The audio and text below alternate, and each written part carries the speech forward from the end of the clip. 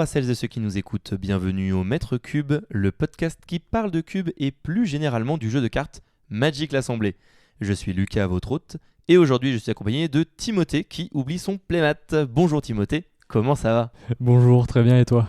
Ben écoute, ça va très bien. De retour d'une des fêtes les plus exceptionnelles que j'ai jamais fait, l'anniversaire d'un ami pour ses 30 ans. C'était vraiment chouette. Ah, la vieillesse. Ah oui, j'avoue que ça ne me fait pas plaisir de savoir qu'il a 30 ans alors que je suis plus avec lui, mais c'est la vie. C'est des choses qui arrivent. Exactement.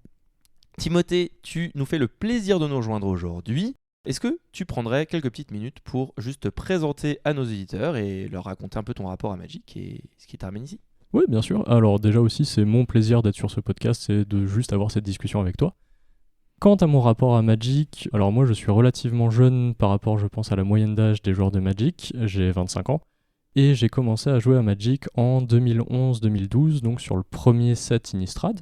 Donc si j'ai 25 ans, 2011-2012, j'étais pas très vieux. J'avais pas beaucoup d'argent. Mais ça te plaisait déjà Magic ? Mais c'était déjà une sacrée addiction. Donc on fait la vie, je vais pas raconter tout ça, mais je continue de suivre Magic, je grandis en tant que personne, je développe certains moyens, et l'addiction continue de prendre le pas, notamment avec la majorité qui pour moi correspond avec l'arrivée de Magic Arena.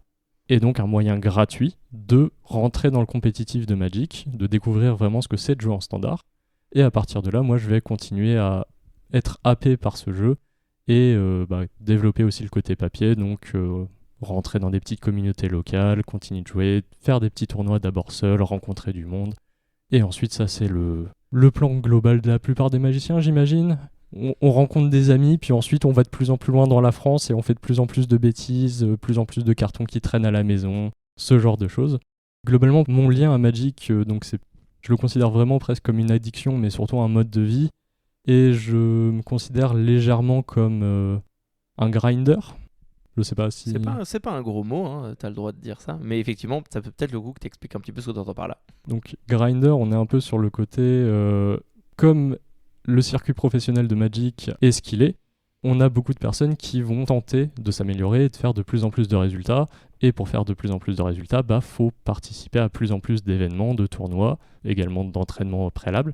Et globalement, moi, c'est ce que je cherche, à toujours plus jouer à Magic, faire le plus d'événements et progresser. Alors jusqu'à présent, je suis globalement personne, un petit nobody. Très peu de résultats à mon actif, à part des top 9 à Nintré. Et on ne dit pas du mal de Nintré. Nintré, c'est très très bien.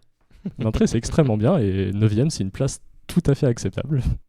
Donc blague à part, voilà, grinder dans le sens où je peux passer des fois, en fonction des saisons, énormément de temps sur Magic Arena, à faire beaucoup de standards pour monter. Je peux passer des après-midi, des journées entières à préparer des tournois Duel Commander.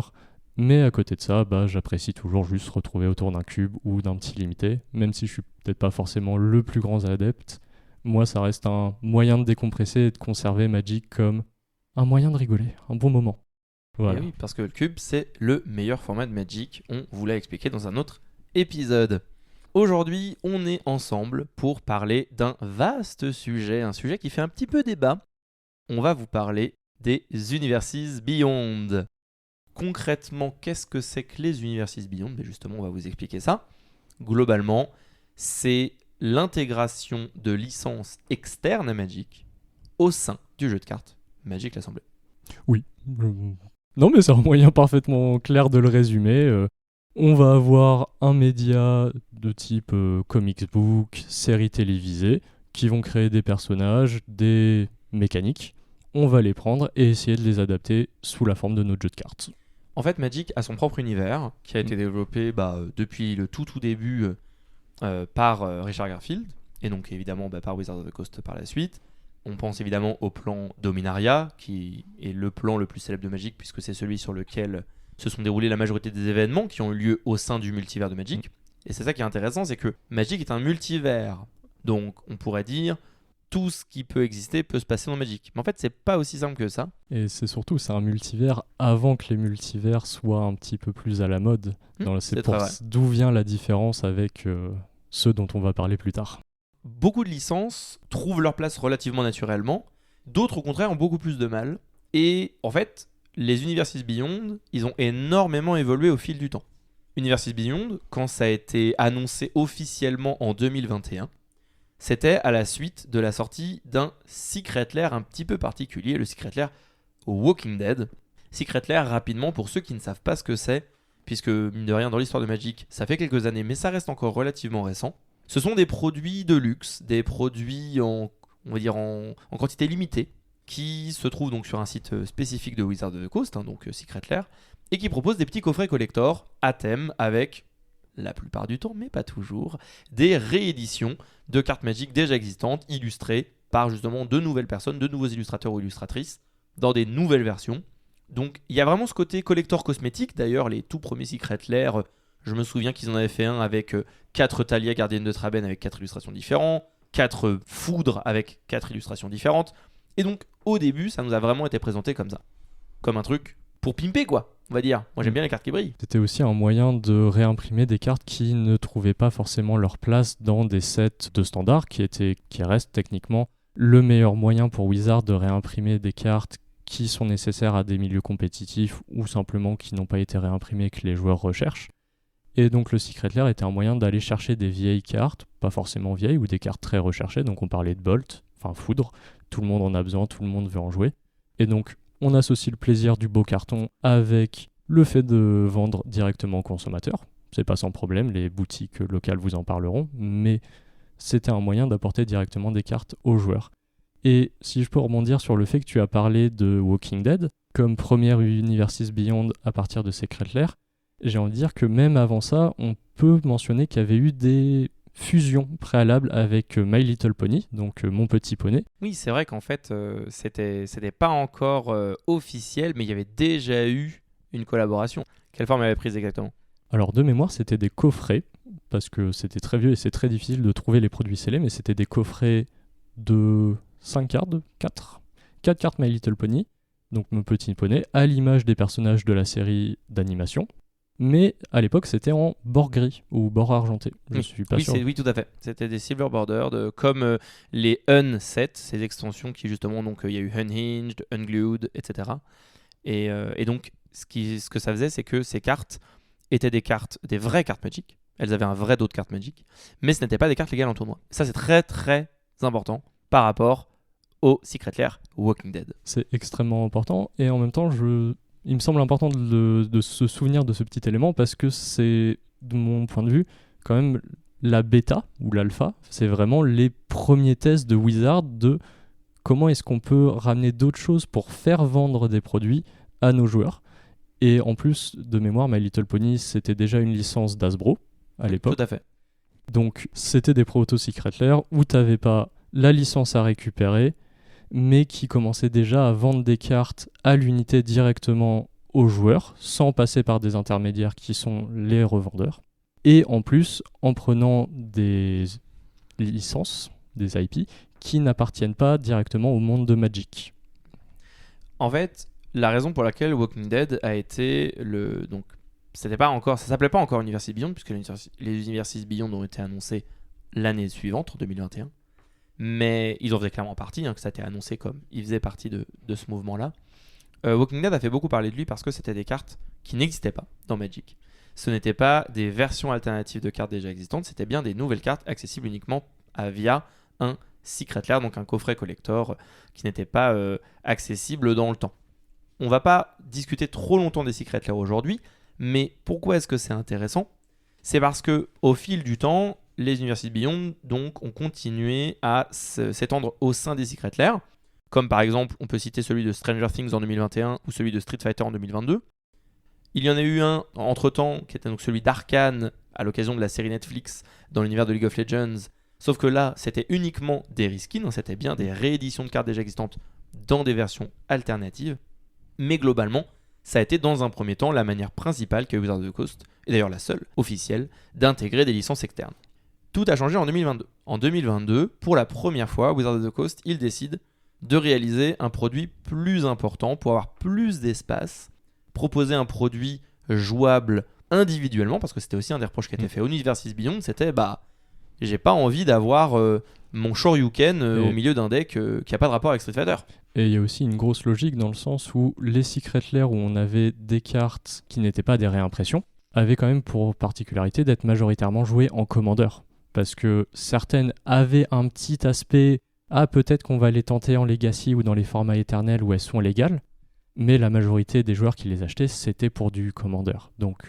Et c'est comme ça aussi que je pense que ça a amené à la nouvelle forme qu'on a eue du coup en 2022 avec les decks Commander Warhammer 40 000, qui d'ailleurs ont été un très très beau succès.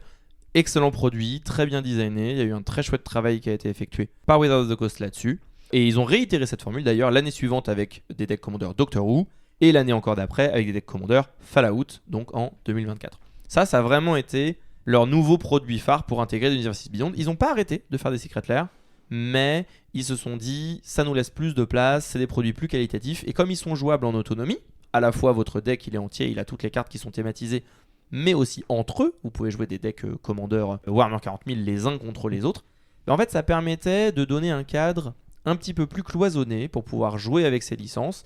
Et le retour des fans, il a été extrêmement positif. Ça a été vraiment plébiscité. Tout le monde a trouvé que c'était une super manière de faire de l'Universe Beyond. Et en plus de ça, c'était un moyen qui, même si on apportait une nouvelle propriété intellectuelle dans Magic, on l'a gardé à côté du jeu Magic. Parce que comme on a dit, ça peut être des produits qui ne se jouent qu'ensemble. Vous prenez juste vos 4 decks Warhammer de Commander et vous vous faites une soirée avec. Il n'y avait pas ce lien directement avec du Legacy ou des formats construits ou même limités comme le cube. Mais du coup, on avait ce côté, ok, on rapporte des choses étrangères à Magic dans notre quotidien de joueur, mais pour autant, on a quand même cette manière de les différencier. On peut encore faire cette limite. Ce qui va rapidement évoluer, comme on va le voir, avec l'arrivée de sets entiers. Donc plus seulement des decks Commander prêts à jouer, mais vraiment des sets d'extensions plus tard dans les Universes Beyond. En fait, ce qui est important à comprendre, c'est que pourquoi est-ce qu'on vous parle de Legacy ? C'est parce que la politique de Wizards of the Coast, leur système de sortie de cartes, fait que on a ce qu'on appelle des premières sets, donc des sets principaux. Et ces sets, au sein de Magic, ils sont ce qu'on appelle légaux en standard. Qu'est-ce que ça veut dire légal en standard ? Ça signifie que toutes les cartes de set sont autorisées à être jouées au sein du format principal de Magic, qui est le format standard, qui est donc un format qui permet de jouer les dernières extensions en date de Magic. Alors la durée du standard, elle a varié selon les années. Parfois c'était les extensions des 2 dernières années, parfois les extensions des 3 dernières années. Des fois c'était juste un nombre de sets ou de blocs pour une époque ancienne. Donc ce qui est important, c'est juste de comprendre que l'idée de ce format, c'était de créer un format avec une rotation qui permet de jouer avec les cartes récentes et de ne pas jouer avec les cartes trop anciennes. Tous les Universes Beyond, jusqu'à très récemment, et on va y revenir parce que c'est très important, ne sont pas légaux en standard. Ce que ça faisait, c'est que quand tu jouais en standard, tu ne voyais pas de licence hors Magic dans ta partie de Magic. À l'inverse, la politique de Wizards, c'est que toutes les cartes qui ne sont pas en bord argenté, qui sont éditées, toutes les cartes qui existent, sont légales en Legacy, Vintage et Commander, par défaut. S'il n'y a pas de ban, évidemment, parce que la carte est trop malsaine. C'est le cas aussi dans un format qui est extrêmement populaire en France, qui est le Duel Commander, dont on a déjà un tout petit peu parlé dans l'émission. Parce que, mine de rien, le fait que ce soit un format singleton, mais un format 1v1, ça crée pas mal de parallèles avec le cube, plus que ne le ferait un vrai format Commander où la méta est très différente, où on cherche à faire beaucoup de mana très rapidement, où il n'y a pas les mêmes archétypes. Et il y a toujours aussi l'état d'esprit de on veut gagner, donc on va on va chercher à faire la chose la plus puissante, la plus rapide. Tout à fait, avec un environnement donné. Un esprit d'optimisation dans un environnement donné. Exactement. Donc, pourquoi est-ce qu'on parle de ça ? Du coup, c'est parce que il y a eu quelques cartes qui ont pu être jouées depuis ces formats, dans des formats comme le Legacy ou le Duel Commander. Évidemment, si je parle de Defiler du Chaos, ça va éveiller la terreur en certains d'entre vous, mais ceux qui jouent en standard, ils n'ont jamais vu la couleur de la carte. Et là encore, même ce Defiler du Chaos, si on regarde un petit peu la carte, si on la prend en dehors du contexte de Warhammer et qu'on la met purement dans du Magic, elle n'est pas si choquante que ça.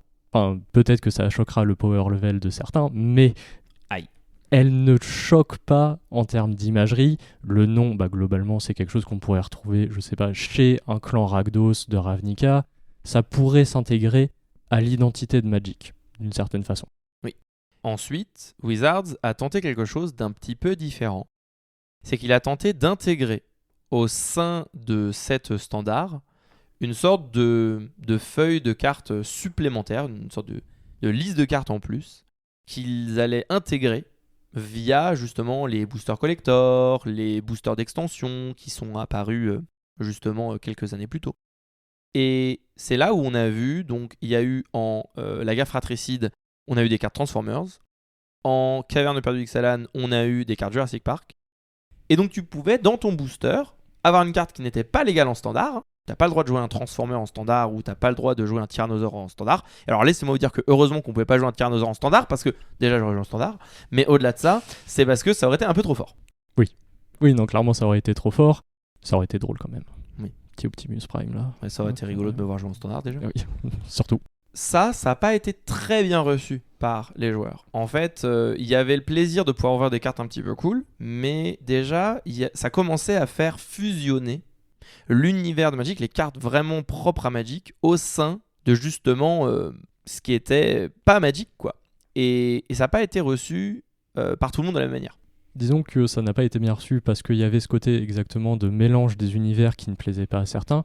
Et en parallèle de ça, c'est également l'époque où on a commencé à avoir une déconstruction des acquis en fait qu'on avait eu, où le standard c'est tant de sets, ça dure tant d'années, on n'a que des sets dans l'univers, et c'est draftable. On a commencé à cette époque également à voir la disparition des draft boosters, donc des boosters de draft. Et ça a été une grande tristesse pour un grand nombre de joueurs. Et en plus de ça, on perdait l'identité, en tout cas le lore, l'histoire de Magic, qui pourtant on appréciait d'habitude. Il y avait eu un set qui en fait avait été en quelque sorte la première fois qu'un set entier était uni versus Beyond, et je mets des petits guillemets. C'était le set Donjons et Dragons, Aventure dans les Royaumes Oubliés. Ce set, il avait vraiment causé beaucoup de problèmes quand il était sorti, notamment parce qu'il y avait des mécaniques un petit peu trop compliquées, la mécanique des donjons qui avait vraiment pas plu à plein de gens. Mais là encore, c'était passé. Parce que déjà, le traitement faisait qu'ils ont essayé de l'intégrer à Magic le plus possible. Il y a eu des petites choses qui ont fait grincer, quand même. C'est la première fois qu'on a eu l'apparition de petits morceaux de thème à l'intérieur de la textbox, c'est-à-dire que c'était pas du texte d'ambiance. Vous aviez en intitulé d'un effet un petit mot en italique, comme si c'était un nom de capacité, alors que pas du tout.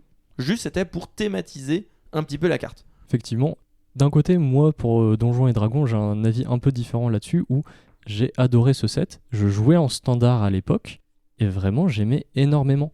Déjà parce que l'identité Donjons et Dragons, donc Heroic Fantasy, ne clashait pas avec l'identité qu'on pouvait avoir de Magic. Alors, on avait un petit peu moins de mages, un petit peu moins de mécanique à la Urza et Mishra. Et en même temps, on prenait les codes de Magic et on les mettait sur du Donjons et Dragons. Dans le sens où on a des Planeswalkers qui sont des personnages de Donjons et Dragons. Ces personnages dans Donjons et Dragons peuvent pas voyager entre les plans, mais dans Magic, on en fait des Planeswalkers. Et ça fonctionnait vachement bien pour un certain nombre d'entre eux. Et donc il y avait vraiment cette fusion cohérente des deux univers qui rendait le tout vraiment appréciable à jouer, malgré des donjons interminables. Exactement. Je pense que le plus important, c'est ce que tu as dit, c'est que les deux licences, les deux univers avaient tellement de points communs, en fait, ils mergeaient très très fort, donc c'est très facile pour Magic d'assimiler cet univers-là au sein de son univers à lui, quand bien même, canoniquement, c'était pas le cas. Alors que, par contre, en 2023, on a eu un énorme choc, puisqu'on a eu, à l'époque, l'extension qui s'est le mieux vendue de tous les temps, on a eu l'extension Seigneur des Anneaux. Et l'extension Seigneur des Anneaux, c'est rigolo parce que c'est un petit peu, d'une certaine manière, comme Donjons et Dragons.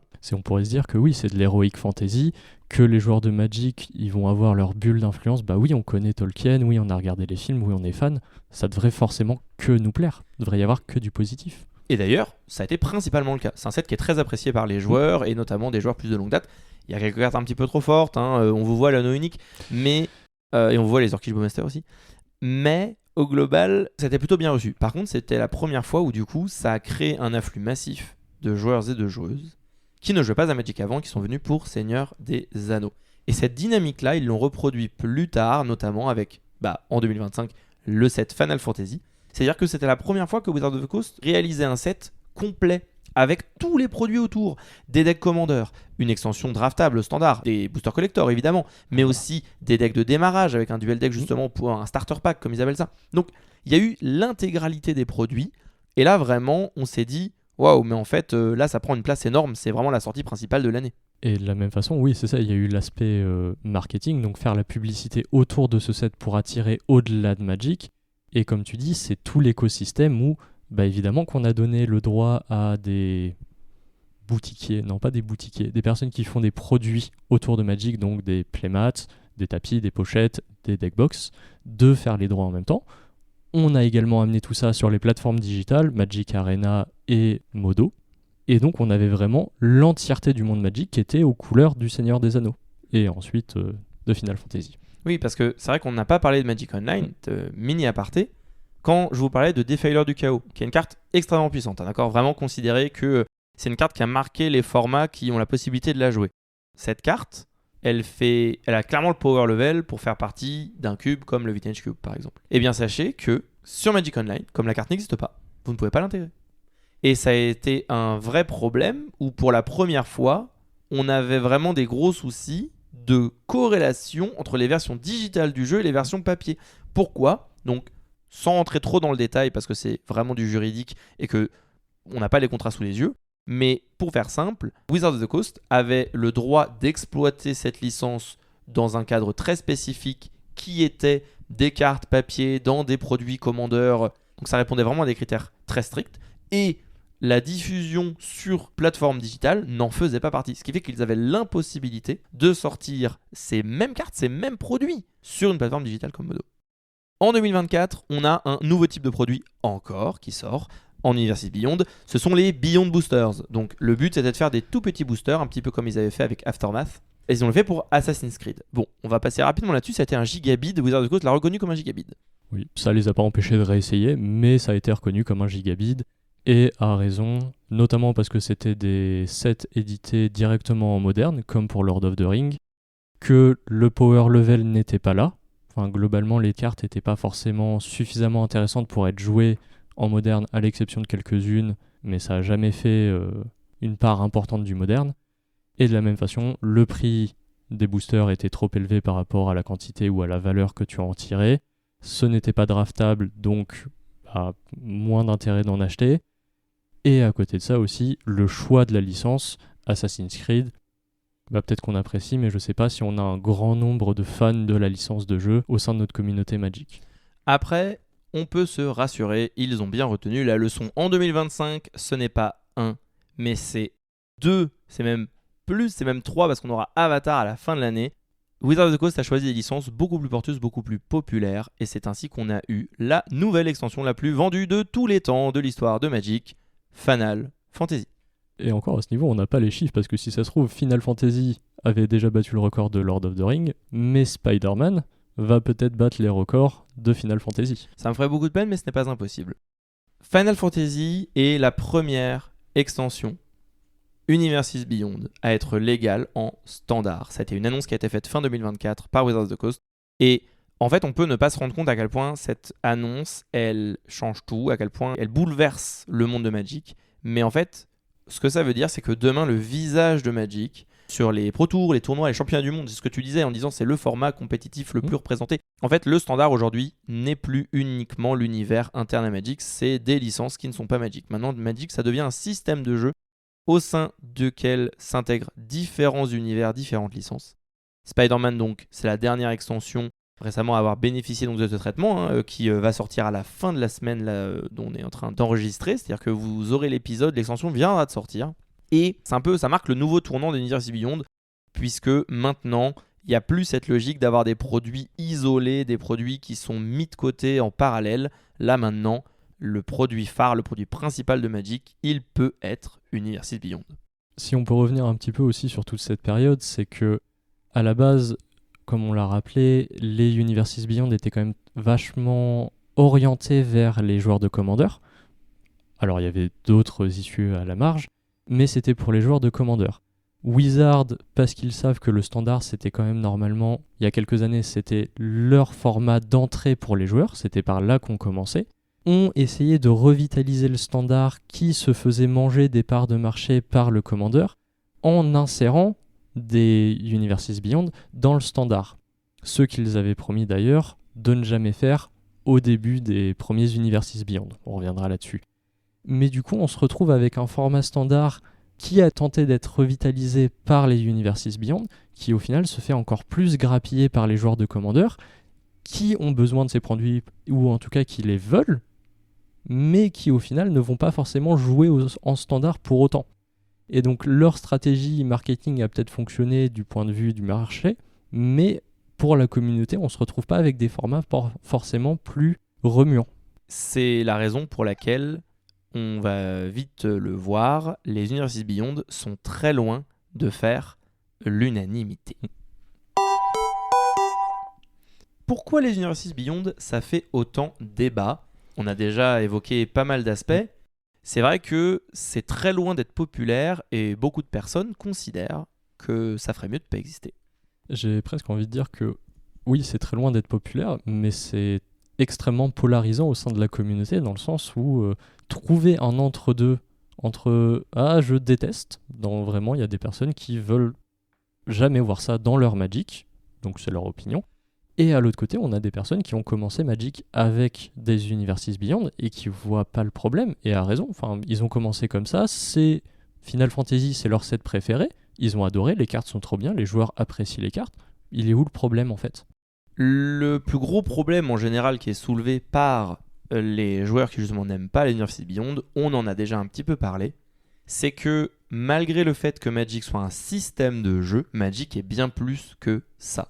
Magic a une identité. Vous connaissez peut-être, ceux qui nous écoutent, vous êtes peut-être déjà sensibilisés à ça. Vous connaissez peut-être les différents profils de joueurs, Timmy, Johnny, Spike, Melvin, Vorthos. On va parler un petit peu de Vorthos. Vorthos, c'est quelqu'un qui accorde énormément d'importance à l'univers, à la narration. Et pour Vorthos, les Universes Beyond peuvent être vécus comme une véritable trahison de la part de Wizards of the Coast. En réalité, l'univers qui leur est cher, qu'ils souhaitent voir développer, est abîmé par des entités qui sont complètement exogènes et qui, au lieu de venir en dialogue, viennent non plus en parallèle, mais viennent remplacer. Aujourd'hui, on n'a plus autant de sets Magic dans l'univers de Magic qu'on avait à une certaine époque. Et ce nombre a l'air de ne faire que diminuer. C'est ce qu'on rappelait, c'est ça. À une belle époque, on avait un produit phare Universes Beyond par an qui n'était même pas forcément lié aux sorties traditionnelles qui impliquaient des changements dans l'histoire. Maintenant, on est à 50-50. On a autant de sets Universes Beyond cette année que de sets standards. Et si c'était le seul problème, parce que le profil de joueur dont tu parles, qui attache énormément d'importance à l'histoire, leur confiance dans Wizards of the Coast avait déjà été plus qu'entachée un certain nombre de fois, avec des romans qui ont déjà d'ailleurs arrêté d'être produits, mais qui n'étaient pas d'une qualité satisfaisante, dont certains développements principaux de l'histoire, des romances, ont été réécrites, à ne plus savoir quoi en faire, et donc l'histoire de Magic on avait déjà un doute en tant que joueur vers où elle allait. Est-ce que après War of the Spark, Wizards of the Coast savait ce qu'ils voulaient en faire? Ça, c'est une vraie question à laquelle je n'aurais pas de réponse. Et maintenant, il se détache de plus en plus de celle-ci, comme si après avoir lâché le bébé, il le laissait sur le sol et on va voir ailleurs. Dans les autres on va dire, dommages qui avaient été faits à la qualité de l'univers de Magic, on peut aussi noter la disparition des blocs.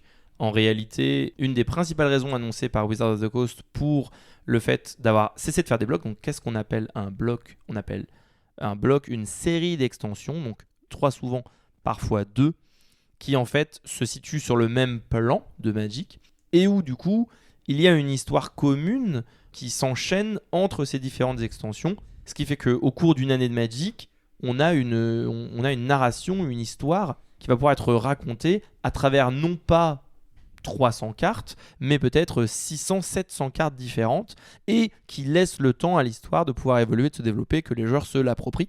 Et cette question de temporalité, elle est aussi super importante parce que ça laissait plus le temps aux joueurs de s'imprégner de l'univers du plan. Et là, je vais faire un petit écart, mais aux portes des éternités, le dernier set in-universe, ou en tout cas qui fait partie de l'identité de Magic, j'ai pas eu le temps de l'apprécier. Entre les problèmes de Final Fantasy juste avant et l'arrivée si rapide de Spider-Man, moi j'ai rien appris sur ce qui se passe dans les étoiles de cet univers. L'autre problème, effectivement, c'est la densité des sorties de manière plus générale. Magic n'a jamais sorti autant de produits et de nouvelles cartes que cette année. L'année d'avant, c'est toujours plus que l'année d'avant, etc., etc. Il y a une escalade qui ne s'arrête pas. C'est presque un autre sujet. Mais par contre, c'est très révélateur, encore une fois, de l'évolution de Magic, qui est que le but, c'est de vendre de la carte. Et donc, parfois les manières les plus efficaces d'en vendre, c'est pas de construire une chouette histoire qui va intéresser les mêmes personnes, et parfois c'est justement de brasser plus large. La disparition des blocs, par exemple, est née de la difficulté de Wizards of the Coast à créer des mécaniques et des histoires qui arrivaient à se tenir sur plus d'une édition. C'était la difficulté aussi de pouvoir revenir sur des plans populaires de Magic parce que parfois il y avait du contenu pour faire une édition mais pas du contenu pour en faire plusieurs. Et déjà on a eu une transition, on a eu des blocs de seulement 2 extensions, je pense par exemple à Kaladesh, à Amonkhet qui ont eu donc des blocs en 2 éditions et qui de mon point de vue sont de belles réussites, mais petit à petit ça s'est abîmé. Et aujourd'hui, on a des one-shots, on a vraiment des extensions qui arrivent et qui repartent. Certaines qui n'ont même pas, comme tu le dis, le temps de vivre parce que l'extension d'après arrive tout de suite. Je pense à... Enfin, pour moi, c'est un drame quand je pense à Bloom Bureau l'année dernière, qui a eu 1 an et demi de vie avant qu'il y ait une très bonne extension, c'est pas la question. Mornebrune qui arrive. Et en fait, Bloom Bureau, concrètement, on n'a pas eu le temps de jouer avec, quoi. Donc, parmi tout ça, Universe Beyond, ça arrive comme un espèce d'énorme cheveu dans la soupe. Ça vient dire, non seulement t'as pas le temps déjà d'apprécier l'univers avec lequel tu joues, mais en plus on va y foutre plein d'autres trucs et tu vas être obligé de jouer avec parce que maintenant c'est standard légal.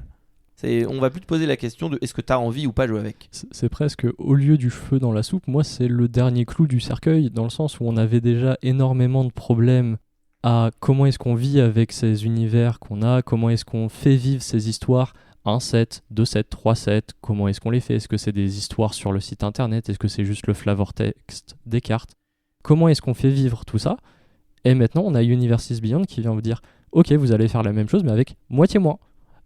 1/3 du temps que vous aviez à l'époque. Peut-être moins bientôt. » Et donc, il y a une forme d'asphyxie des joueurs par les Universes Beyond alors qu'on avait envie de continuer à suivre. Qu'est-ce qui se passe dans Bloom Burrow? Moi, je veux savoir ce qu'advient ma belle. Il y a évidemment un autre problème dont on n'a pas encore parlé parce que sur certains aspects il est mineur parce que ça peut s'expliquer aussi pour d'autres raisons, notamment des stratégies marketing, des stratégies financières. Mais il y a un autre problème soulevé par Universes Beyond et c'est tout bêtement le prix du carton. Le prix du carton est le prix d'un carton bien spécifique, celui que l'on trouve dans les collecteurs boosters. Avec Lord of the Ring, Wizard a introduit une forme de sérialisation bien particulière où avant on avait déjà pu voir des cartes numérotées sur 400 exemplaires, donc déjà extrêmement rares et relativement recherchées, mais on a eu des versions, alors très flavor, l'anneau unique 1 sur 1 incroyable, mais ça fait qu'on a une forme de scalping, terme que vous ne connaissez peut-être pas, mais qui vient d'autres milieux, notamment celui des chaussures de collection, où on va avoir des gens qui vont essayer de précommander, de récupérer la plus grande quantité possible d'un produit dès sa sortie, pour ensuite aller le revendre plus cher, parce que les quantités sont limitées et que les gens le recherchent, c'est un produit qui est désirable, et donc ils revendront ce produit acheté en grande quantité dès la sortie, plus cher sur les marchés secondaires. Et c'est globalement ce que l'on voit énormément avec les Universes Beyond, où on va avoir des collecteurs boosters qui sont extrêmement demandés, parce qu'on a des chances d'avoir des cartes extrêmement chouettes. Là, on va quand même petit thumbs up à Wizard qui fait un travail extrêmement qualitatif sur les artworks, mais pour autant, on a des scalpers qui arrivent, qui vont sur les Secret Lair, les collecteurs boosters, acheter énormément, en très grande quantité, faire monter artificiellement le prix alors que potentiellement les joueurs en eux-mêmes ne vont pas précommander autant. Alors, ça fait plaisir à Wizard parce qu'on a des calendriers de sortie où on a annoncé le set, la moitié de ce qu'on avait prévu d'imprimer est déjà parti.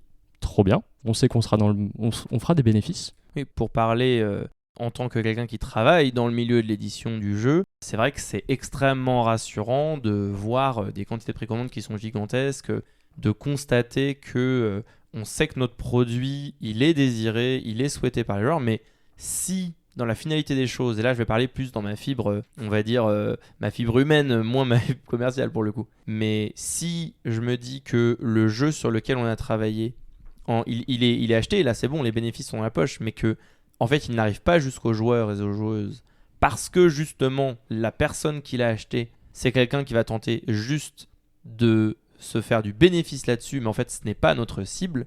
Moi je trouve ça super triste, au-delà de problématiques d'approvisionnement, mais juste en fait c'est pas pour eux qu'on fait ces jeux. C'est aussi le problème des scalpers. Alors en fait on peut se dire oui, mais il y a énormément de ces produits qui vont être ouverts et donc les joueurs pourront avoir accès aux cartes.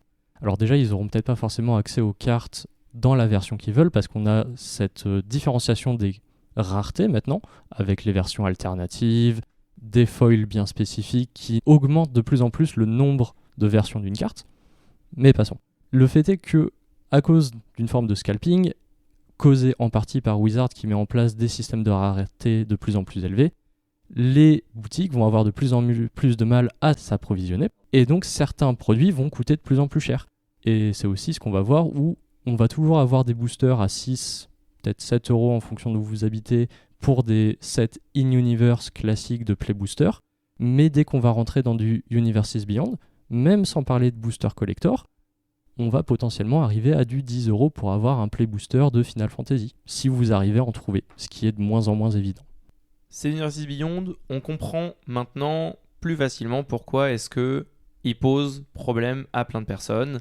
Certaines, c'est pour une fibre plus émotionnelle, certaines, c'est d'une façon beaucoup plus pragmatique et financière. Il n'y a pas que du négatif, donc on va parler un petit peu du positif. Les Universes Beyond ont quand même un immense mérite, c'est d'avoir fait grandir la communauté de Magic. On le sait, les Universes Beyond, ça fait vendre, mais ça fait pas que vendre à des gens qui jouent déjà à Magic. Effectivement, ça attire énormément. Le fait de prendre un centre d'intérêt, Lord of the Rings, Final Fantasy, Walking Dead, et de vous dire « regardez, on a notre jeu dont tu parlais, ce système de jeu, et ben on réutilise ce truc que vous aimez énormément. Regardez, est-ce que t'as pas envie d'acheter ?» Puis ensuite, t'as une personne comme nous deux qui jouons beaucoup trop, qui vous voit acheter votre petit paquet à la boutique, et on vous dit « viens jouer avec nous, viens. » Et on amène des joueurs de plus en plus dans la communauté.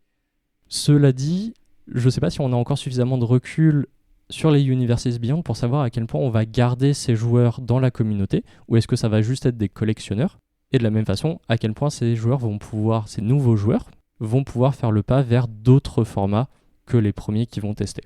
Et c'est pour ça que le cube, c'est le meilleur format de Magic. Bien évidemment. Puisque c'est vachement facile de faire venir des gens pour pouvoir jouer avec leurs cartes s'ils ont envie. On a un cube Doctor Who à Poitiers, n'hésitez pas, venez le drafter. Ça, c'est une des premières choses qui est chouette, c'est effectivement qu'il y a des personnes qui auraient jamais joué à Magic sans certains trucs. Et même parfois, c'est des petites choses, mais tu vois, par exemple, tu parlais des cartes My Little Pony, mais en fait, il y a des personnes qui vont essayer à se mettre au commandeur juste parce qu'il y a une carte qu'ils aiment bien, ils se disent « Oh, moi, ça me ferait rire d'avoir un deck autour de ça. » Et moi, juste la carte, je la trouve jolie, et derrière, on dit « Ah, mais tu pourrais faire un deck autour. » Franchement, un deck Discord, ça a l'air un peu rigolo. Oui. Clairement. Peut-être que j'ai ça dans un Moxfield qui traîne obscur. Mais bref, tout ça pour dire aussi que avoir une quantité d'Universes Beyond, c'est potentiellement offrir des ouvertures à des camarades. On est globalement tous des nerds, des geeks, je sais pas comment formuler ça. Comme t'as envie, mais dans tous les cas, ça prend la poussière et ça va dans une grotte. À peu près.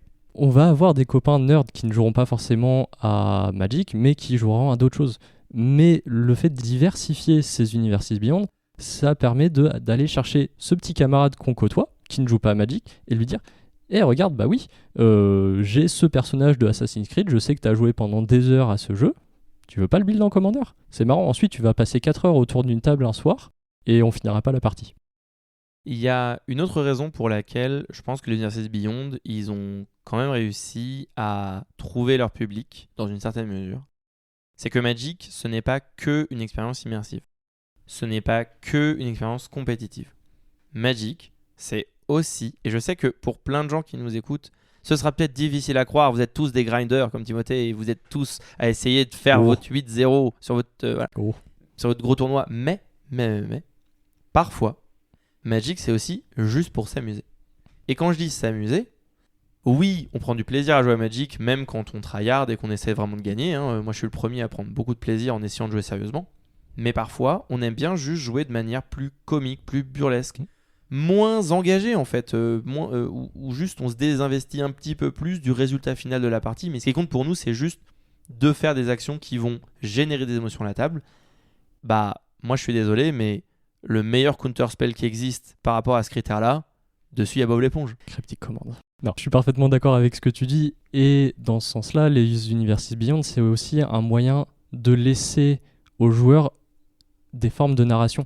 Comme tu dis, bah évidemment que si tu contresors le sort de ton ami avec un Bob l'éponge, ça va faire des moments peut-être plus mémorables où tu vas pouvoir rajouter des lignes de dialogue qui viennent du dessin animé. C'est un moyen d'ajouter une forme un peu presque de roleplay à une table de commandeur ou à un cube. c'est un moyen de faire de la narration au-delà de la narration qui est déjà proposée par le produit en lui-même.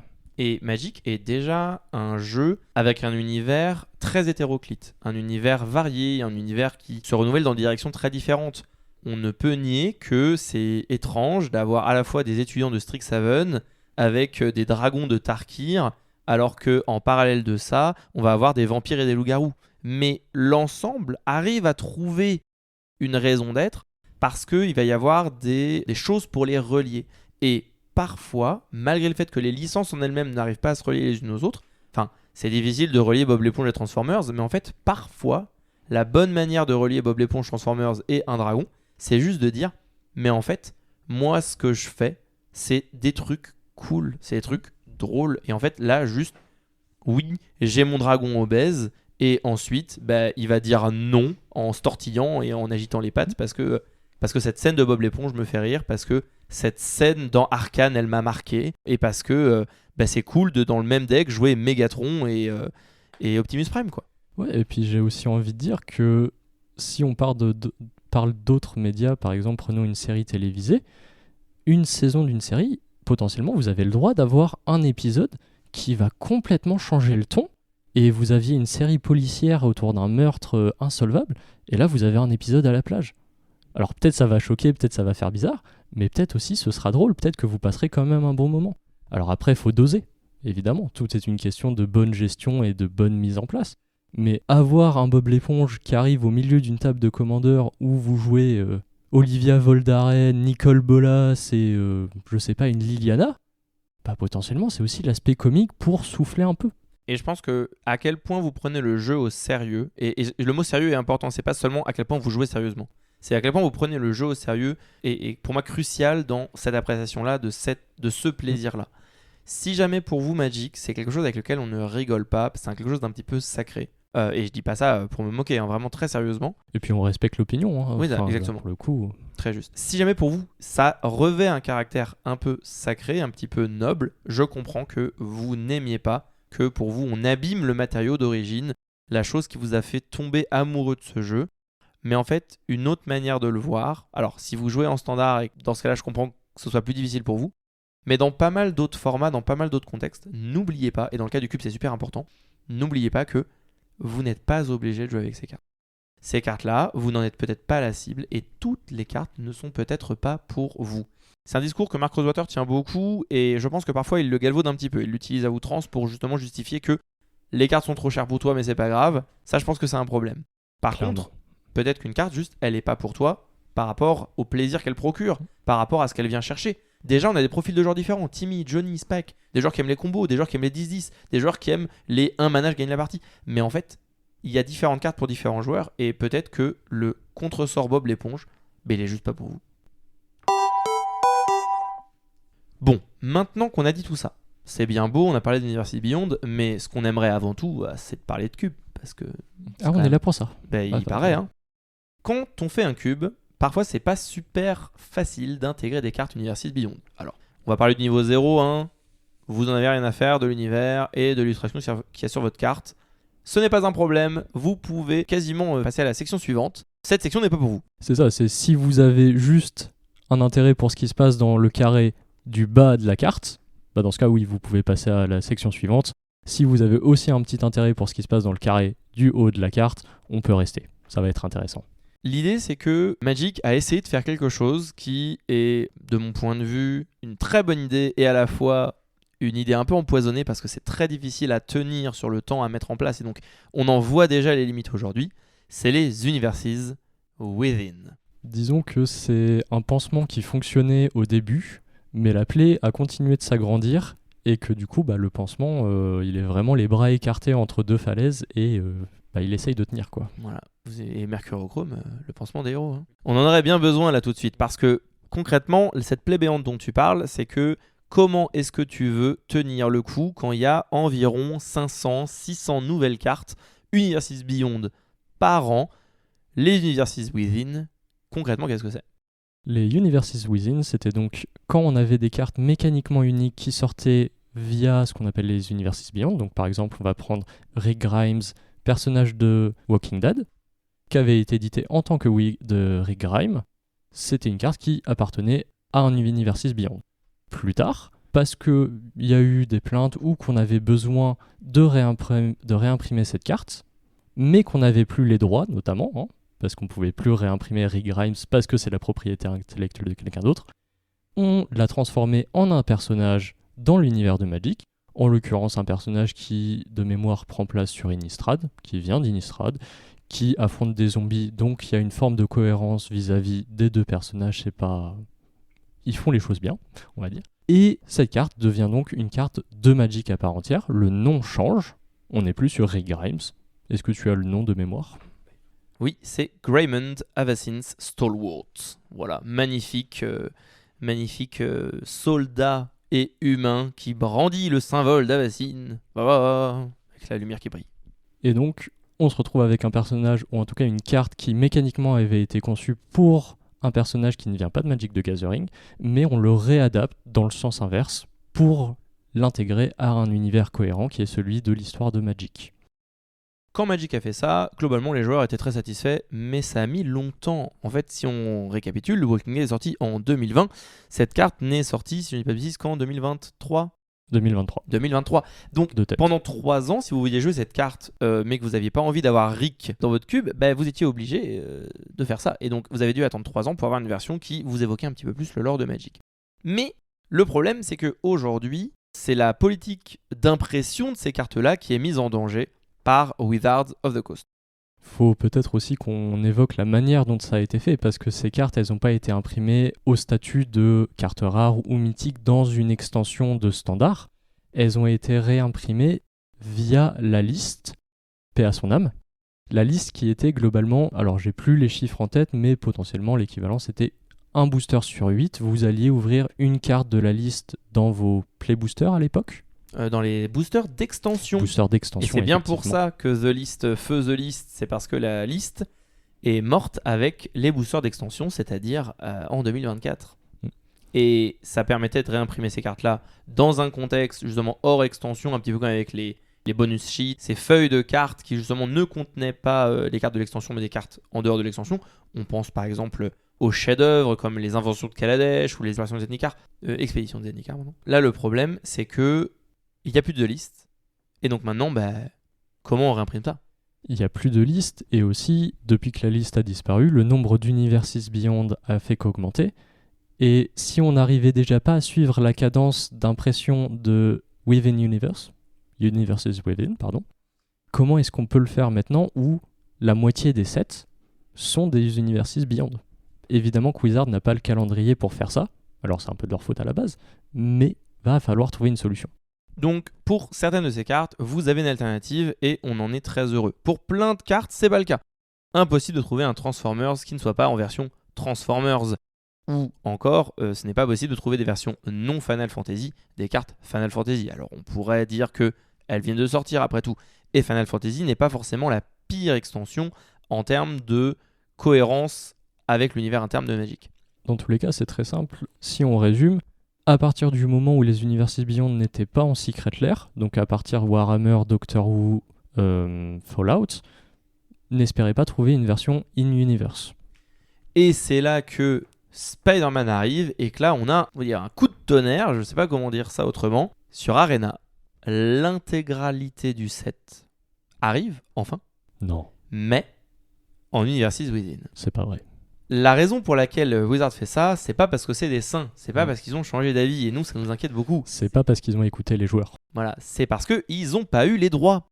Et qu'en fait ils ont toujours pas le droit de faire des cartes Marvel, des cartes Spider-Man sur Magic Arena, mais qu'ils ont trouvé une pirouette pour pouvoir quand même sortir l'extension sur Magic Arena. Parce que ça la fout mal si la moitié de tes extensions qui sortent à l'année, elles sortent pas sur ta plateforme digitale. Ce serait bête d'avoir développé une plateforme digitale sur laquelle tu essayes d'organiser une scène compétitive depuis la période Covid pour qu'au bout d'un moment, t'aies plus les droits sur tes propres produits et que tu fasses c'est plus l'endroit pour jouer au standard. Aller en boutique, j'imagine. Donc tu te retrouves à avoir toutes les cartes Spider-Man qui existent en version Universes Within. On se dit, c'est génial, ça veut dire que si jamais j'ai pas envie d'avoir une araignée bizarre sur mon illustration, ou si je veux pas avoir un costume en latex, je vais pouvoir avoir une illustration alternative. Sauf qu'en fait non. Pourquoi ? Parce que ces cartes-là n'arriveront probablement jamais en format papier. Ou en tout cas, si elles arrivent en version papier, ce sera pas avant des années, parce qu'on sait que Wizard prévoit ses sorties minimum 2 ans à l'avance. Facilement Enfin, 3 ans à facilement l'avance. beaucoup plus. Donc, ouais, vous pouvez compter 4-5 ans pour espérer, si c'est ce qu'ils ont en tête, d'imprimer ces cartes à la base digitale en papier. Et encore une fois, sous quelle forme est-ce qu'ils le feront ? Est-ce que ce sera sous une liste remodifiée ou vraiment un set 1 à 1 de tout Spider-Man in-universe ? Donc là, on pourrait dire, c'est pas grave, vous êtes doué d'un ordinateur et en fait, avec un petit peu de montage, vous allez pouvoir vous faire un magnifique proxy. D'ailleurs, je vous recommande de le faire si jamais il y a des cartes de l'extension Spider-Man qui vous plaît. Eh bien, sachez que vous avez vraiment la possibilité de vous bidouiller des proxys super chouettes avec ces versions Magic Arena. Donc, n'hésitez vraiment pas. Ça, c'est la première manière de faire. Vous avez envie d'avoir le beurre et l'argent du beurre, vous voulez les cartes Universe Beyond, mais vous voulez pas vous taper l'univers. Très bien, mais parfois il y a des alternatives. Mais c'est pas toujours le cas. Et donc là, l'autre manière de faire, si encore une fois vous en avez quelque chose à faire de l'univers, l'autre manière de faire, c'est soit vous faites, un peu comme je l'avais dit, vous faites vos propres proxys vous-même, c'est-à-dire que vous allez choisir une autre illustration, ça peut être une illustration d'une vraie carte Magic ou une autre illustration qui vous plaît, vous changez le nom de la carte, vous changez pas du tout les règles, vous mettez le même coup de mana, la même force endurance, etc. Et ensuite vous faites des versions que vous allez mettre dans vos cubes qui ne vont pas choquer vos joueurs en termes de vibe, mais qui par contre vont être mécaniquement les mêmes. Alors oui, ça demande de faire de la carte personnalisée, mais en réalité, est-ce que c'en est vraiment ? Mécaniquement, c'est juste la même. Mécaniquement, c'est juste la même, mais moi j'ai un petit problème avec ce que tu viens de me dire, c'est que Lucas, moi je suis un joueur de Magic, je suis probablement au-delà de mes 30 ans, et donc je ne sais pas utiliser un ordinateur. Effectivement, tout le monde n'est pas particulièrement doué avec Internet et un ordinateur, mais j'ai bon espoir que même vous les trentenaires, même nous les trentenaires, nous en soyons capables. Vous trouverez sur Internet, je ne peux pas pour des raisons évidentes vous donner de liens, mais vous trouverez plein de manières de pouvoir faire des proxys personnalisés et ça vous permettra d'avoir les cartes que vous voulez sans avoir besoin d'utiliser la véritable illustration. C'est pratique notamment quand vous avez des RX qui coûtent hyper cher. Voilà, ça c'est une autre possibilité. Mais ça vous permet surtout d'avoir des cartes qui n'ont pas de version Universes Within. L'autre possibilité, elle consiste aussi à sélectionner vos cartes. Je sais qu'en ce qui me concerne, j'ai pendant un long moment, je n'ai pas tenu compte des versions justement Universes Beyond. Ça m'était égal en fait d'avoir un Defiler du chaos dans mon cube. En fait, comme tu l'avais dit, je le trouvais au final pas si mal intégré. Mais là, je reconnais que j'ai enfin rencontré ma limite et j'ai décidé que je ne voulais pas avoir dans mon cube artefact un gilet jaune. En fait, c'est pas grave. Vous avez le droit. Vous avez le droit de juste trouver où est le curseur pour vous et ajuster comme bon vous semble. Si jamais vous avez pas envie de devoir vous fader un Cloud Strife parce que vous dites mais je veux pas de Cloud dans mon univers Tarkir, vous avez raison, de la même manière que quand vous faites un cube thématique autour d'Innistrad, vous n'allez pas mettre de carte de Kaladesh. En tout cas, ça a l'air peu probable. Mais c'est un peu la même chose. Si vous voulez créer une atmosphère, sélectionnez les cartes qui collent à l'atmosphère que vous voulez. Oui, c'est ça, c'est également l'atmosphère que vous souhaitez, l'atmosphère qui est demandée par votre cube, comme tu parlais de cube à thème, et c'est aussi une discussion, je pense, à avoir avec le playgroup, donc les gens avec lesquels vous draftez le plus souvent ce cube. Est-ce qu'il y en a que ça va déranger ?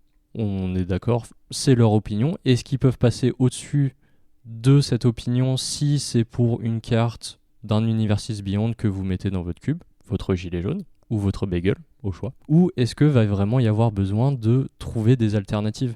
Là, c'est aussi beaucoup de discussions, et je reviens sur le point précédent, c'est si vous n'arrivez pas à trouver la solution vous-même, que ce soit pour faire des proxys, ou pour choisir est-ce que celle-là correspond au flavor de votre texte, discutez-en autour de vous, surtout dans le cadre du cube. C'est pas une expérience personnelle de je veux mon deck commander, je me moque de avec qui d'autre je m'asserai à la table.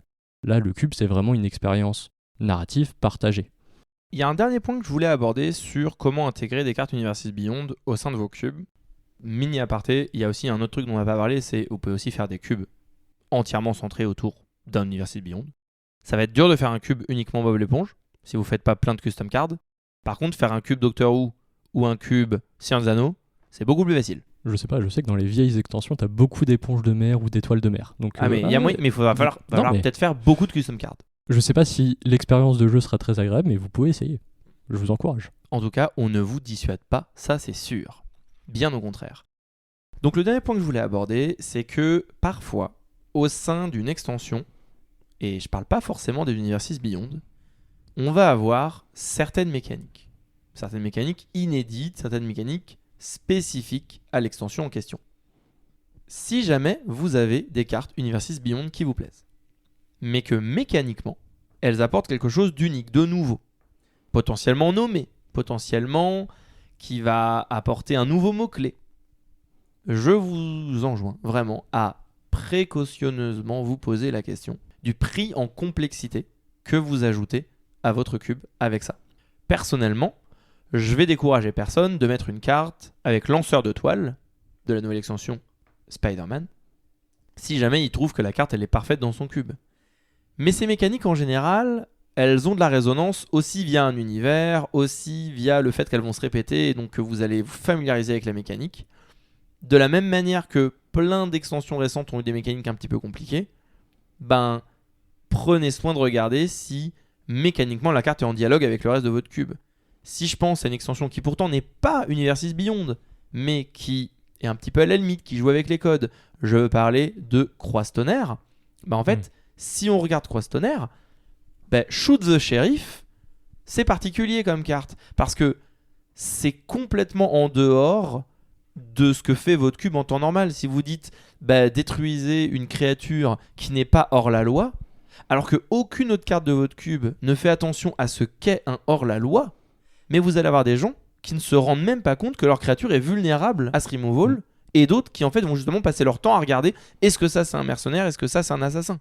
Et donc là, vous créez un problème qui pour le coup n'est pas thématique, qui est mécanique. Et globalement, sur ce point, on est dans une époque de Magic où, on l'a dit, il y a de plus en plus de produits qui sortent. On va avoir une augmentation du niveau de puissance des cartes qui, avec celui-ci, apporte aussi une complexification. De mémoire, il n'y a jamais eu autant de mots imprimés sur des cartes Magic que ces dernières années. Et donc forcément, tout devient de plus en plus compliqué à gérer, et notamment dans le cube, où parfois on veut un certain niveau de complexité et pas aller au-dessus.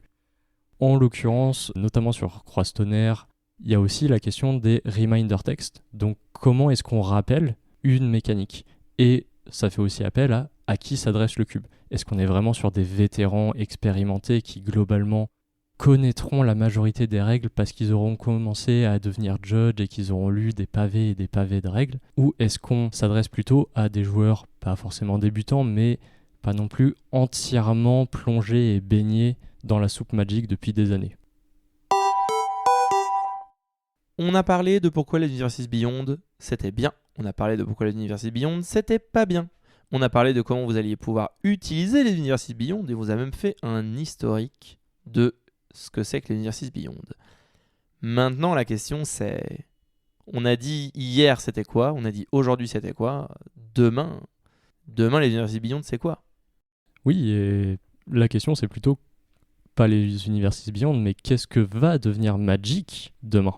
Et là où on peut être inquiet, c'est que ces dernières années, vis-à-vis des Universes Beyond, on a vu que Wizards of the Coast, en tant qu'entreprise, a tendance à ne pas respecter sa parole et ne pas respecter les limites qu'elle s'est posées.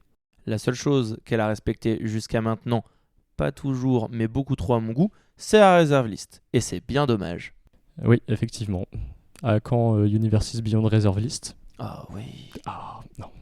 Tout ça pour dire que si ce podcast a notamment été amené avec la sortie de Spider-Man, Wizard et Marvel ont annoncé qu'il y aurait un certain nombre d'autres sets. De mémoire, 4 autres sets en lien avec l'univers Marvel. Et il y a fort à parier que ces sets seront eux aussi centrés autour d'un personnage phare de l'univers Marvel. D'un personnage où ce que certains supposaient, c'est que par exemple, on aurait un set X-Men, et donc X-Men où on aurait beaucoup plus de personnages, et potentiellement, on pourrait remédier à une des problématiques qu'on a eues avec Spider-Man, où c'est globalement le même nom de personnage principal sur beaucoup trop de cartes. Mais en même temps, est-ce que Marvel a suffisamment de séries de super-héros pour faire ça sur plusieurs sets ? En fait, on peut parler des Avengers, on peut parler des X-Men, on peut parler des 4 Fantastiques, mais au bout d'un moment, on va dans tous les cas finir par tourner en rond. Et c'est ça la grande inquiétude qu'on a aujourd'hui avec ce qu'augure le futur de Magic, c'est que là, on a déjà eu les extensions de l'année prochaine qui ont été un petit peu annoncées. Et moi, personnellement, je suis très hype par le retour sur Lorwyn. J'espère vraiment qu'ils vont pas se louper parce que c'est vraiment un chouette plan. Et moi, en tant que zoomer de Magic, je suis quand même assez excité à l'idée de retourner sur Strixhaven, qui, je sais que c'est pas forcément le set le plus apprécié, mais c'était notre premier in-universe de l'Universus Beyond d'Harry Potter. C'est ce que j'allais dire. Chais pour Madame Rowling, si je puis me permettre. Allez, les transphobes au placard. Globalement, si demain Magic c'est la moitié des sets, c'est l'Universus Beyond, peut-être même pire, peut-être bientôt les 2/3, les 3/4, on ne sait pas ce que ça deviendra, et que vous vous retrouvez à avoir des sets comme Spider-Man, la peur qui est légitime, c'est d'avoir le sentiment que les sets sont vides. C'est la plus grosse problématique qui a été soulevée avec le set Spider-Man, c'est que le set Spider-Man ne peut pas avoir de résonance au sein de Magic. Ce n'est juste pas possible. Il a une résonance interne, mais c'est tout. Et donc, on se retrouve à avoir une série de cartes. Au final, c'est un set relativement court. Il n'y a pas beaucoup de cartes. Ça retombe aussi sur les problématiques des Universus Beyond. Si le set est entre guillemets un petit set de standard en termes de quantité de cartes, c'est parce qu'on sait Wizards of the Coast est très flou sur leur production de ces collaborations avec d'autres identités. Et donc potentiellement, beaucoup ont spéculé qu'au final, Spider-Man, ça ne devait pas être un set de standard, mais que ça a été changé à la dernière minute. C'est que des suppositions, on n'a pas de source là-dessus, mais ça pourrait être cohérent avec la qualité finale du set Spider-Man vis-à-vis des autres sets de standard qu'on peut avoir. Et quand on regarde la temporalité, tu posais la question de manière légitime qui est combien de temps à l'avance Wizards of the Coast travaille sur leurs extensions. Mais si on regarde qu'Assassin's Creed est sorti en 2024 et que donc les Beyond Boosters d'Assassin's Creed qui ont, on le rappelle, ont méga floppé. Vraiment, ça a été un échec commercial gigantesque. Échec commercial et échec critique. Il y a fort à parier que Spider-Man pouvait avoir été prévu comme un Beyond Booster et que, à ce moment-là, en voyant les résultats de Assassin's Creed un petit peu plus d'un an avant la sortie de Spider-Man, laissez-moi vous dire que un an avant la sortie, quand tu travailles dans ce milieu-là, c'est la panique. Voilà, c'est beaucoup trop tard en général. Et je pense qu'avec la difficulté qu'a Wizard, les enjeux financiers, oui, cette pression doit être colossale.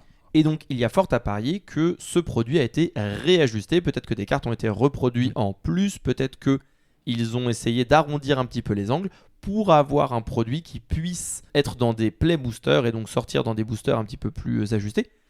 Une des choses dont on a peu parlé, parce que c'est vraiment un sujet, on va dire, connexe, mais assez indirect, c'est le nouveau système de draft de Magic, le fameux Pick to Draft, avec des boosters de Spider-Man qui ont été conçus pour être draftés avec moins de gens, parce qu'il y a moins de cartes et moins d'archétypes. Et c'est surtout, on en revient à cette idée du pansement sur la plaie béante.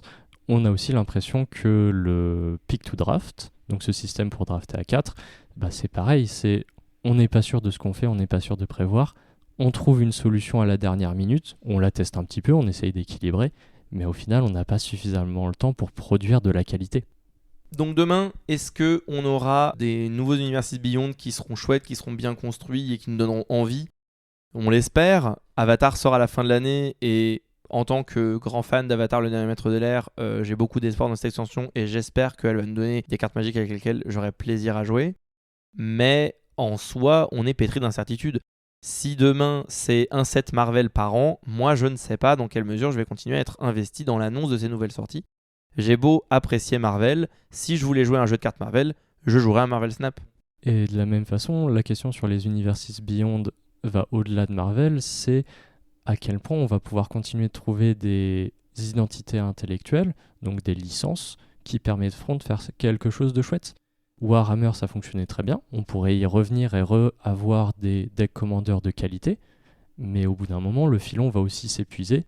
Et on va de plus en plus aller chercher loin. Avec notamment, je ne sais pas si tu veux l'évoquer, la question de faire des Universus Beyond sur l'univers de la K-pop.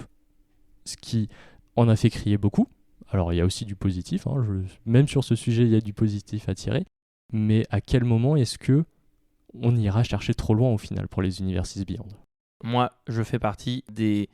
Je suis suffisamment jeune pour qu'il y ait plein de gens qui pensent pas que je suis un vieux con, mais je suis suffisamment vieux et suffisamment con pour que je dise c'était mieux avant. Relativement d'accord avec ça, même avec un certain nombre d'années de moins que toi. c'était mieux avant. Pas tout. Terminons cet épisode avec notre section Sous les radars, où l'on parle de cartes jouées dans moins d'1% des cubes sur Cube Cobra. Timothée, de quelle carte souhaites-tu nous parler aujourd'hui ? Eh bien, j'aimerais énormément parler d'une carte de Duskmourn qui s'appelle le Gobmouche Omnivore. Donc, on est sur une petite 2-4 pour 3 en verte, 2 incolores. C'est déjà un body que relativement correct, 2-4 pour 3, c'est... Voilà. C'est respectable, mais c'est pas forcément... s'il n'y a pas d'autres lignes de texte, dans tous les cas, on va pas spécialement regarder la carte. Ce qui est intéressant avec cette carte, c'est qu'elle a le délirium, donc le délire. 4 types de cartes, elle va commencer à mettre quelques marqueurs sur les autres créatures ou sur elle-même. À 6 types de cartes, elle va commencer à en mettre énormément. Alors, est-ce que tu nous lirais la textbox telle qu'elle, en sachant que pour ceux qui ne s'en souviennent pas, donc le délirium, ça va venir vérifier le nombre de types de cartes différents dans votre cimetière. Donc, quand le Gobmouche entre sur le champ de bataille ou attaque, s'il y a donc 4 types de cartes au cimetière, on va mettre 2 marqueurs distribués sur 1 à 2 créatures, comme on le souhaite. Mais ensuite, s'il y a 6 ou plus types de cartes, on va doubler le nombre de marqueurs sur ces créatures. Et si je dis pas de bêtises, ce n'est pas à la place. C'est-à-dire que vous allez d'abord mettre les marqueurs, et après, vous allez doubler les marqueurs. Exactement. Donc, pour moi, je la trouve super intéressante, parce que juste en 2-4 pour 4, qui, si vous avez le délirium, va vous mettre quelques marqueurs, c'est déjà intéressant. Ensuite, on peut aller chercher encore plus loin dans un cube, où on peut choisir un environnement, ou choisir le nombre de types de cartes qu'on peut jouer plus facilement. Et ce que j'adore avec cette carte, c'est que c'est vraiment un payoff incroyable pour une stratégie qui va vouloir mettre des cartes au cimetière. Donc jusque-là, on est très content.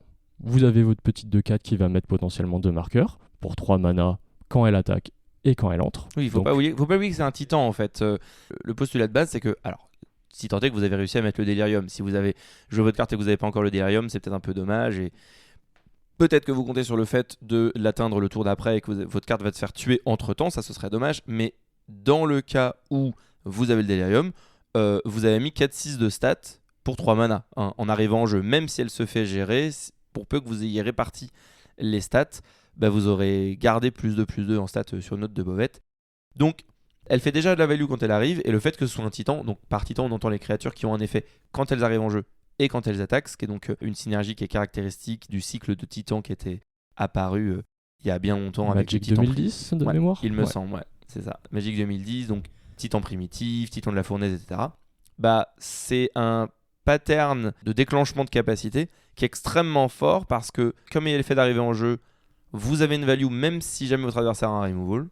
Mais si l'adversaire ne gère pas votre carte, vous allez continuer à générer de la value.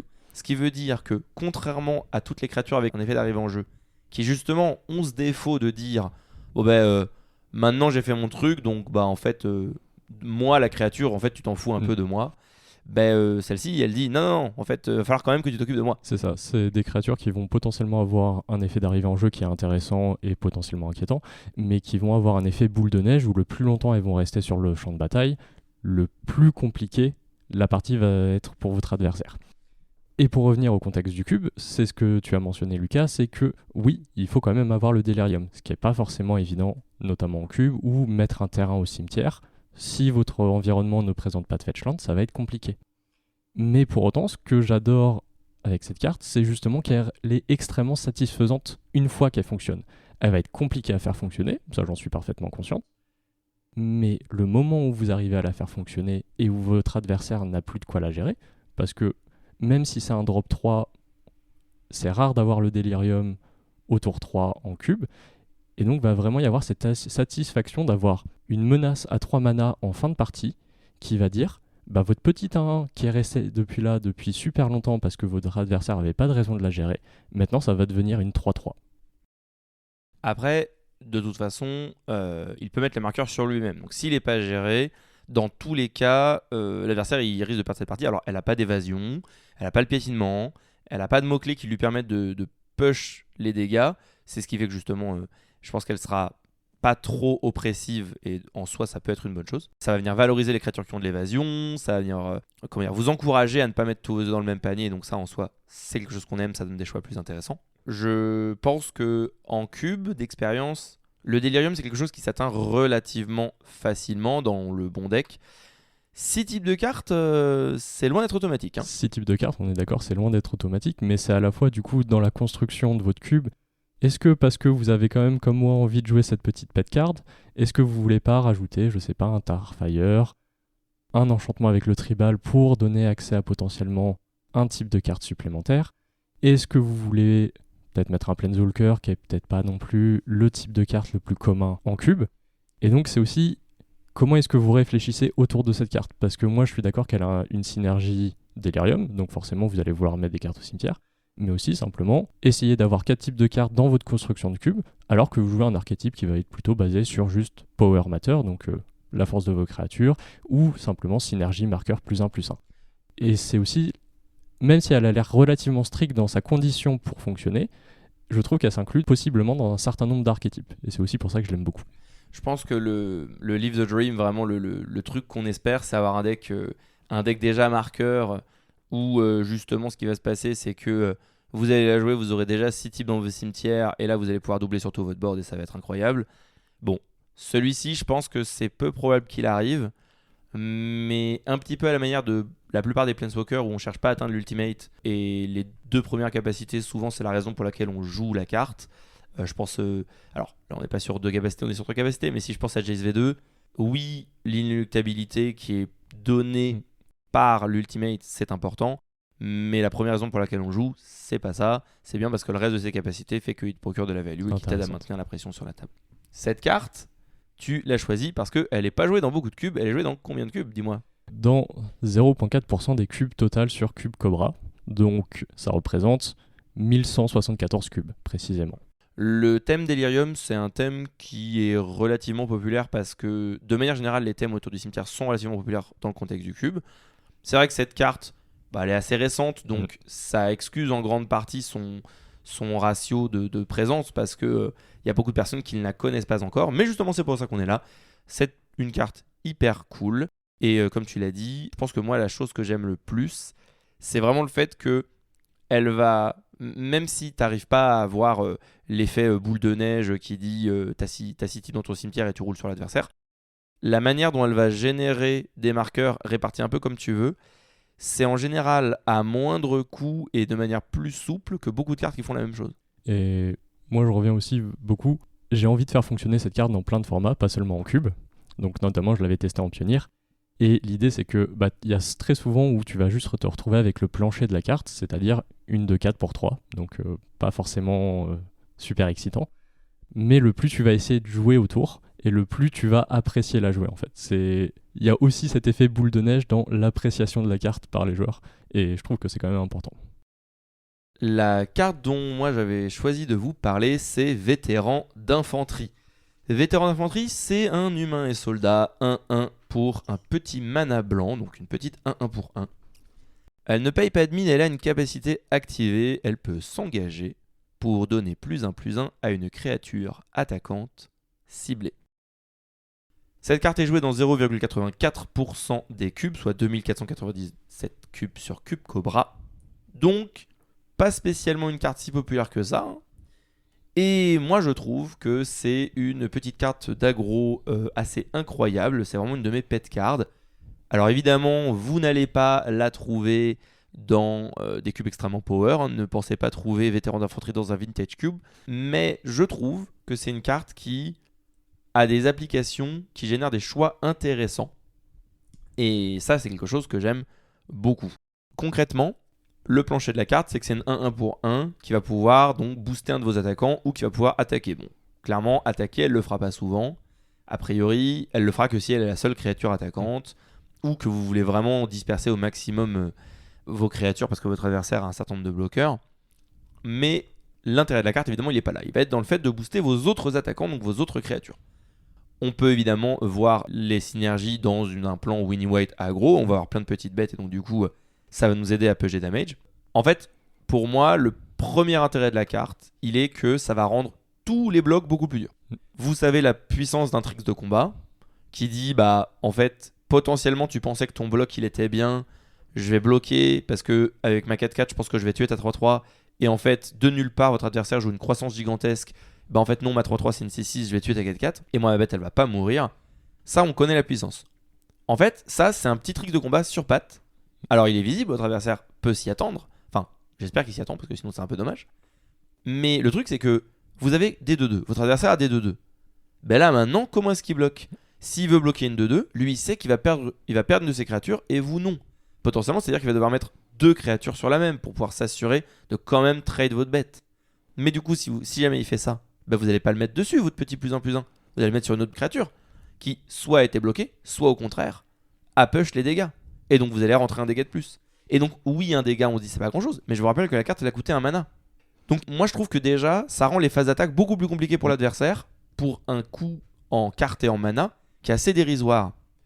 Ensuite, il va y avoir le fait que plus vous avez des cartes avec de l'évasion, bah plus la carte elle gagne aussi en force parce que vous avez la possibilité de ne pas chercher à générer des bloqueurs difficiles, mais juste à rajouter un point de bourre à chaque tour. C'est un peu comme si vous aviez une 1-1, pas imbloquable, on va dire une 1-1 pour 1 qui bénéficiait de l'évasion de vos autres cartes. Et dans certains contextes, bah en fait ça va juste être pertinent. Oui, et c'est aussi la question de jouer des drop 1 dans un cube où potentiellement on se retrouve souvent avec des batailles de board qui sont relativement fermées où les deux joueurs peuvent difficilement attaquer. Et du coup on se retrouve à quand même avoir un drop 1, donc un play early game, qui se retrouve à être bien dans des top decks où on a un board bloqué, où bah, c'est un tricks de combat qui va pouvoir vous permettre d'attaquer et donc de passer potentiellement des points. Mais contrairement à une croissance gigantesque que tu mentionnais tout à l'heure, ça va être un effet qui va être réutilisable plusieurs fois. Donc si votre board est bloqué et qu'une seule attaque ne suffit pas, ça va être réutilisable. Et c'est également la menace de votre adversaire est conscient de ce tricks de combat. Et du coup, il doit faire ses décisions en sachant que c'est vous qui aurez potentiellement le dernier mot. Et c'est ça qui rend le mind game le plus compliqué en fait. Et c'est vraiment avoir la possibilité du choix à chaque tour qui, je pense, rend la carte super intéressante. Et évidemment, on parle seulement de +1/+1 et ce n'est que sur les créatures attaquantes. C'est le plus gros défaut de la carte. Vous n'allez pas pouvoir le faire sur vos créatures pour vous défendre. C'est pour ça que c'est résolument une carte agressive qui est là pour vous aider à faire passer vos attaquants dans des board states qui sont pas simples. Il y a d'autres synergies évidemment. On pense au fait de toutes les cartes qui vont checker la force de vos créatures et en fait, elle va pouvoir venir augmenter la force de vos créatures pour essayer de leur faire passer des seuils un peu critiques. Dans ce cas-là, c'est là où souvent elle va briller le moins parce que beaucoup de ses effets vont le checker au début du combat ou ce genre de choses et donc les créatures ne sont pas encore attaquantes. Vous pouvez pas encore les buffer, mais parfois ça va avoir de l'importance. Je pense à toutes ces cartes qui vont dire pour chaque blessure que la créature a infligée, vous allez piocher une carte ou quoi que ce soit. En fait, cette carte-là, elle va aider ces créatures à genre pump un petit peu leur force sans que vous ayez eu besoin d'investir tout un équipement et le coût d'équipement dessus ou une aura et du coup risquer de faire du 2 pour 1, etc. Donc elle a cette polyvalence-là. Et la dernière chose que je voulais citer, parce que c'est une interaction qui est plus rare dans Magic, mais qui, le cas échéant, est redoutable, c'est toutes les cartes qui vont tourner autour du fait d'avoir une force supérieure à leur force de base, ou en tout cas toutes les cartes qui vont synergiser avec cette dynamique-là. Donc on pense par exemple à Kutzil, qui est donc une créature Selenia qui va checker le nombre de vos créatures qui justement ont une force supérieure à leur force de base et qui va vous récompenser en fonction, qui va vous faire piocher des cartes. Mais je pense aussi à des cartes comme Kudo qui dit toutes les créatures sont des 2-2. C'est super. Moi j'attaque avec mes 2-2 et maintenant laquelle tu bloques parce que moi je t'assure que ce sera une 3-3. Et toutes ces dynamiques là vont vous aider à faire passer à renforcer vos synergies, etc. Pour une créature qui, je le rappelle, est un humain. Donc ça va rentrer dans toutes les synergies humains. Est une créature, donc ça veut dire que pareil, si jamais vous avez un mentor des humbles ou toutes ces créatures qui vont vous faire piocher si vous jouez une bête, vous allez pouvoir la rejouer. C'est une créature que vous allez pouvoir récupérer de votre cimetière si elle est détruite. Donc oui, par rapport à une antienne à 2 ou 3 mana, là comme ça a l'air moins impressionnant. Mais entre le fait qu'elle a d'autres utilités et le fait qu'elle vous a coûté qu'un seul mana, et que c'est une créature, en fait je trouve qu'elle a plein de petits avantages. Et donc dans des cubes moins power, moi c'est une carte que j'aime beaucoup. Ouais, c'est aussi son coût d'opportunité est extrêmement faible dans le sens où c'est une créature qui coûte qu'un seul mana, donc ça se place à n'importe quel moment de la partie. Vous pouvez décurver une de vos bêtes pour jouer ce petit drop 1 à côté, donc vraiment facile à jouer. Ça bonifie toutes vos autres créatures, donc sans aller dans le cas extrême d'un Kudo qui transforme en 2-2. Vous avez n'importe quelle créature qui va être un peu sous-statée parce qu'elle va avoir un mot-clé du type initiative, double initiative, vol, bah maintenant avec votre petite 1-1 qui paye pas de mine, ça devient une vraie menace. Une 2-2 pour 2 vol qui devient une 3-3 vol, tout de suite ça fait plus peur. C'est tout pour la section sous les radars. Tim, est-ce que tu avais autre chose à ajouter ? À part que c'était un plaisir de faire ce podcast avec toi, je vous souhaite un bon jeu avec Spider-Man, ou non d'ailleurs, c'est votre choix, et je vous laisse en discuter avec vos camarades de jeu. Merci à toutes et à tous de nous avoir écoutés. Cet épisode du Maître Cube vous a été présenté par Lucas Forlacroix ainsi que par Timothée. Merci Timothée de venir discuter avec nous aujourd'hui. Merci à toi. La musique est produite par Léa Ikash, les visuels sont réalisés par Ophélie Pinvergris, le jeu de cartes Magic l'Assemblée est produit par Wizards of the Coast. Continuez de jouer à Magic, continuez de cuber, et à bientôt pour un nouvel épisode du Maître Cube.